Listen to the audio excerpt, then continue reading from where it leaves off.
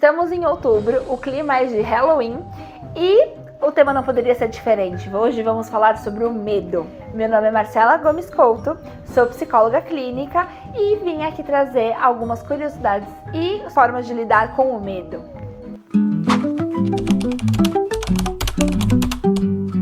Mas, afinal, o que é medo? O medo ele é um sentimento, assim como qualquer outro, assim como a raiva, assim como a tristeza, assim como a inveja, como a compaixão, ele é uma emoção. E o medo ele tem uma finalidade super importante pra gente. O medo ele avisa pra gente que estamos em perigo e ele protege a gente de qualquer coisa que está acontecendo no ambiente. Então, quando eu tenho medo, o meu corpo ele dá sinais de alerta que eu preciso correr ou lutar numa situação, né? E o medo tá para aí com a ansiedade. Então, quando eu tenho muito medo eu fico pensando que eu estou em perigo, eu liberto aí a ansiedade também em conjunto, aonde é luta e fuga. Então, eu vou fugir ou lutar com a situação. Mas na prática, como seria isso? Então, quando eu tenho luta e fuga, sinal que, por exemplo, eu quero ou fugir da situação, sair correndo. Então, por exemplo, tem um ladrão, né? Eu quero ou fugir da situação, ou eu ganho uma força muito grande e eu quero bater nele, eu quero ir pra cima. Então, essa é a questão de luta, né? Então, eu luto com aquela situação que me gera medo, ou eu tenho a fuga, que aí eu quero sair correndo.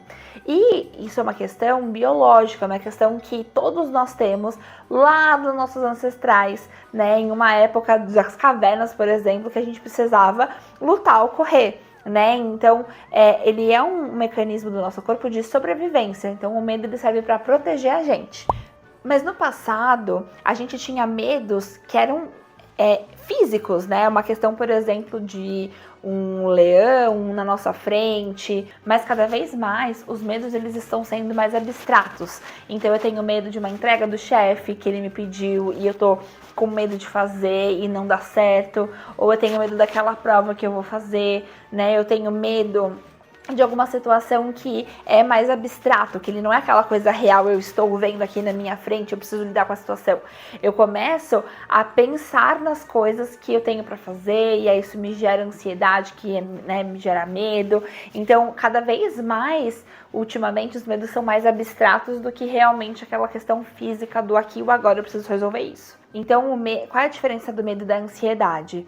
O medo e a ansiedade, os dois são medo, só que a única diferença entre elas é que a ansiedade é do futuro e o medo é do presente. Então, meu chefe tá aqui agora falando comigo, então eu tô com medo do que ele tá falando, de como tá sendo essa conversa, ou eu tô fazendo a prova. Eu tô agora nesse momento fazendo a prova e eu tô com medo porque eu tô vendo que as questões estão muito difíceis.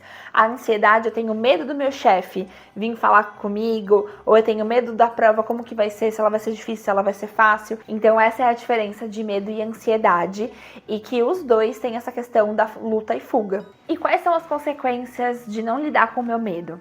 Quando eu não lido com o meu medo, eu tenho uma esquiva, eu me esquivei do meu medo. E aí quando eu tenho essa esquiva, eu tenho alívio. E quando eu tenho alívio, eu não enfrentei a situação. Então, cada vez que eu não enfrento a situação, essa situação vai me gerar mais medo. Porque eu não enfrentei, eu não tenho repertório comportamental de enfrentamento dessa situação. Então, vamos supor, eu tenho medo de pegar elevador. E aí, eu não vou, dessa vez eu tô com medo do elevador, eu vou pegar uma escada. Então, eu me esquivei e aí eu senti alívio por ter me esquivado do meu medo. Só que aí, numa próxima vez, eu vou ficar com mais medo do elevador. E aí, eu vou precisar de novo para a escada. E quanto mais eu não enfrento esse meu medo, mais eu vou gerando mais medo. Até que pode virar, muitas vezes, pavor. Então, uma coisa importante, a gente sempre tem que enfrentar os nossos medos. Porque é a única forma da gente ter bagagem em relação a enfrentamento de medo, e aí as coisas que vão acontecendo ao longo da minha vida, eu vou conseguindo enfrentar de formas muito mais tranquilas, porque eu tenho bagagem de ter enfrentado outras vezes. Uma forma de enfrentar o seu medo, que é muito legal e que ajuda muito, é quando você tem medo de uma coisa, de você ir em pequenas escalas até chegar no seu maior medo. Então, por exemplo, eu tenho medo de cachorro grande, porque eu acho que ele é feroz. Então, primeiro, a gente começa, por exemplo, Você tem que ver qual é a porcentagem de onde vem mais medo e menos medo. Mas, por exemplo, você começar lá de trás para esse medo do cachorro grande. Então, primeiro, eu vou ver uma foto. Depois que eu lidei com essa foto do cachorro, eu vou ver um ursinho de pelúcia. Depois do ursinho de pelúcia, eu vou ver o cachorro de longe, um pequenininho. Depois um cachorro médio, né? Assim, um cachorro pequenininho mais próximo de mim. Depois, mais próximo, depois eu faço carinho nesse cachorro pequenininho. Aí eu vou para um cachorro médio. Aí eu vou depois para o cachorro grande. Então, a gente ir do menor medo que eu tenho até o maior medo que eu tenho e enfrentando ele gradualmente. E o medo, ele acompanha a gente em todos os momentos. Então, ele acompanha a gente desde criança até adolescente, a vida adulta e a velhice. E existem vários tipos de medo. Existe o medo do julgamento, existe o medo de não ser bom o suficiente, existe o medo de perder alguém, existe o medo de uma prova, o medo de passar numa prova, porque às vezes aquilo significa alguma coisa para a pessoa, o medo de não passar numa prova.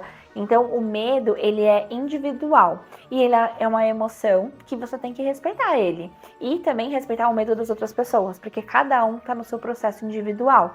Então, para cada pessoa, o medo ele vai ser de uma forma diferente. Por exemplo, uma criança, ela tem medo, por exemplo, de se machucar. Um adulto pode olhar e falar assim: nossa, uma criança tem medo de se machucar. Só que é o medo dela, assim como ele também tem medo, por exemplo, de ser demitido, ou o medo de fazer alguma coisa, um esporte radical, né? Então, cada pessoa está no seu processo em relação ao seu medo, e todo medo tem que ser respeitado. Em relação aos tipos de medo, existem 1 bilhão de tipos de medo.